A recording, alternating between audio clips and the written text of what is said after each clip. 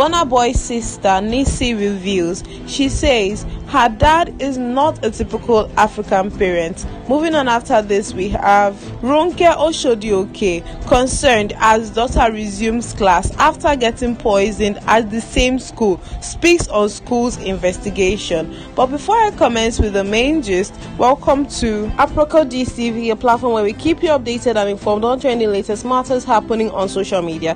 If you haven't already, do subscribe to our YouTube page. Don't forget to like, share, and turn on the notification bell to get notified when next we drop our next video. And don't forget to follow us on Facebook at Aproko. To all our wonderful returning subscribers, much love from me here. Thank you for your consistency and support. We do not take you for granted. Now to all our viewers, relax, enjoy, and stay tuned. Nesi Ngolu, a Nigerian artist and the sister of Grammy Award winner Damini Ogulu aka Burna Boy, has revealed that their father is not your normal African father. Nesi is a multi-talented woman who is a musician, an artist, a businesswoman, and works in a tech company. During an interview with media personality Chude Jidowu, Nesi discusses her mother, who we are all familiar with at this time, as well as her father, who we don't hear much about. When it comes to her mother, Boss said Jogolo's daring personality. Nesi stated, "Oh yes, she is a cream de la cream, 100%. I give her all the accolades." It's almost a vague memory, but I can't remember quite well why we were there, but we were in a room with a lot of governors, and I think there was a debate on languages and business mentalities. I just saw her stand up and walk to the middle of the room, and basically everyone kept quiet, and she starts to explain her methodologies and her ideologies and breaks down the importance of understanding cultures. At that moment, I just thought, this woman is a boss, because it got everyone thinking, and she was very good at that. She speaks and you think of what she said. So that is a moment that I can remember.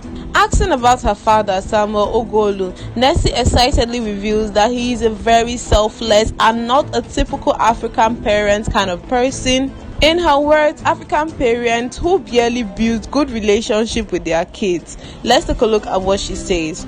"Oh my guy, my G, he's a champ. I will say, I think he is what I would want in anybody I eventually end up with if I get to that point to be when it comes to parenting.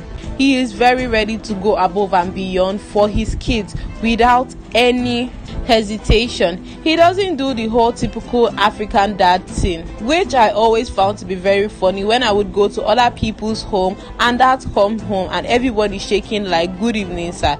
It has always been very jump on my dad, tell him anything, him being there for you, teaching you how to drive, painting your nails.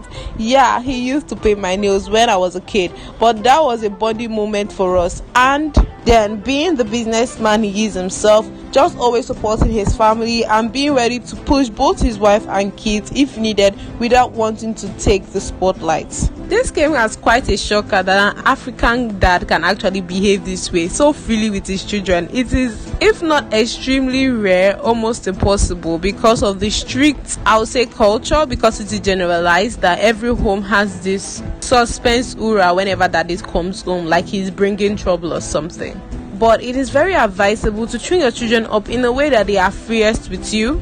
You can still install some level of fear and discipline just because it is needed, but you should always prioritize your kids above any other thing, above your emotions, above your ego, and treat them with the utmost epitome of love, because they will need the love of their parents to hinder them from going through the wrong paths in life. So guys, that is what we have on Nesi. Moving on after this, we have renowned Nollywood actress Ronke Ojo Anthony, better known as Ronke Oshodi, has revealed that she is working hard to get her daughter back to school after she was poisoned. The mother of two had recently called out the school where she spent 1.3 million yearly for her daughter's education for their negligence, which nearly killed her kid.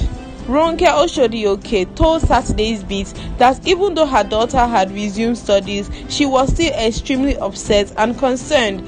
"I cannot be at peace letting her go back to the same school. I have called her more than 5 times today. Whenever I call her, she does not answer the call. I would be worried. However, I know the people in the school would have seen the video I made. I will still go there on Monday. I have a meeting with them. If they don't tell me what I want or respond well, that is when I will mention the name of the school." We don't know the people who actually did it, but according to them, the school, they are investigating the issue. "This did not happen to me because I'm a public figure. There have been similar cases of children even losing their lives in similar circumstances. The devil is living in some people's children. The children we are talking about here are between the ages of 16 and 20, and I have seen them as children, and I wonder why such children would think of doing something so evil when they become proper adults. What will they do?" I did not let her go back without strong warnings. I told her that whenever she wants to eat, she should be careful. I also told that she should never leave her food or drinks unattended to for whatever so reason, even if she's going to the toilet. For those who didn't hear the proper news, we are going to do a quick recap of what actually got Ronke Oshodi this mad as she narrates how her daughter's roommate or friend poisoned her with Aproko. Before this interview, she narrated how her daughter had a serious medical issue after her roommate or friend poured Aproko into her drinking water. In a viral video she shared online, in which she spoke of how her daughter fell ill after drinking that water that had been laced with bleach by her roommate or friend, Ronke said that she got called around 3:45 a.m. on Friday, which was 3 weeks ago, before she made that video that her daughter Jumoke drank Aproko. She said that she was surprised to hear such a news and quickly ran to the school's hospital, where she met her daughter crying in discomfort. It was later discovered that someone had deliberately poured Aproko into Jumoke's bottle of water, which the person had the intention to kill her. Ronke said that her daughter woke up 3 a.m. to drink water, and after drinking the water, she began to feel pains. She said Jumi was taken to 3 different hospitals before she got better. Ronke said she doesn't want to mention the name of the private university where the incident occurred 3 weeks ago, but she wants the school to do better. She said that she has just 2 kids, so she won't want anything of such happening to her first child again. She also warned other students of the school with ill intentions to stay away from her daughter.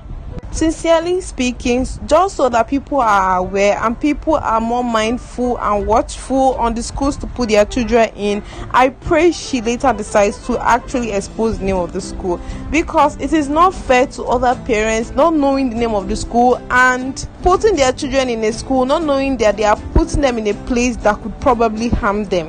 I can't even begin to digest the fact that the school students are ranging from the ages of 16 to 20. A 16-year-old to 20-year-old thinking of harming another person's child.